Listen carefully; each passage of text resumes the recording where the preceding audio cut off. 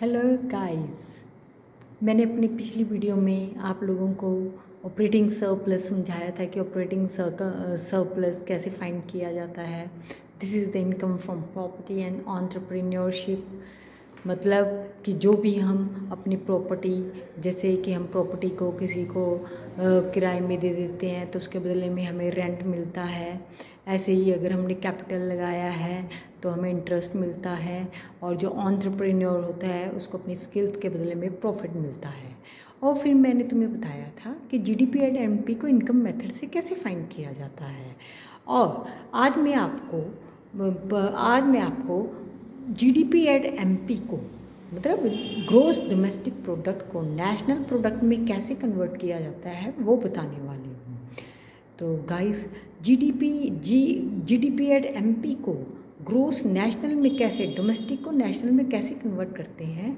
अगर हम GDP and MP पे हम net factor income from abroad को ऐड कर दें, इसका मतलब net factor income from abroad means कि जो हमें पैसा बाहर से मिला है और जो हम बाहर देते हैं अब्रॉड में जाता है फैक्टर इनकम, उन दोनों को डिफरेंस को net factor income from abroad बोला जाता है।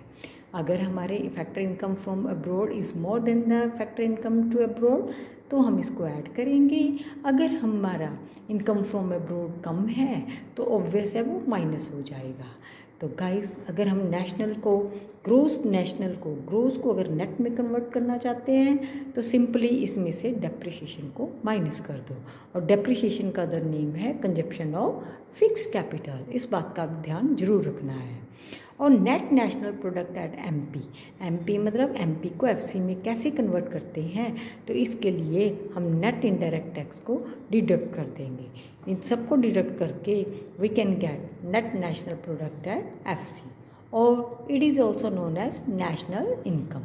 अगर नेशनल इनकम फाइंड करना हो तो भी हमें ये सारा प्रोसेस हमें फॉलो करना पड़ेगा। तो गाइज़, आपने इसमें इस बात का ज़रा ध्यान रखें कि जैसे जीडीपी एंड एमपी, इसमें देखिए ये जो दो चीज़ें हैं, इनडायरेक्ट टैक्स एंड डेप्रिसिएशन, ये ऊपर ऐड होता है जीडीपी एंड एमपी फाइंड करने में।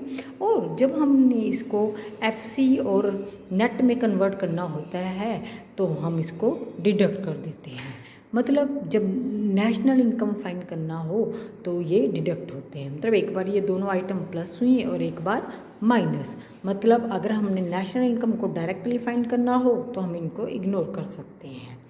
पर अगर हम ऐसे बेसिक फॉर्मूला को गाइस अगर ऐसे यूज़ करके अगर हम नेशनल इनकम फाइंड करते हैं तो इसमें कोई कन्फ्यूज़न नहीं होगी। तो जिसको ये बेसिक फॉर्मूला आ गया तो समझो वो इसके सारे नेशनल इनकम को इनकम मेथड से कैसे फाइंड करते हैं, इसको इजीली कर सकते हैं। आई होप आप लोगों को ये वीडियो पसंद आई होगी।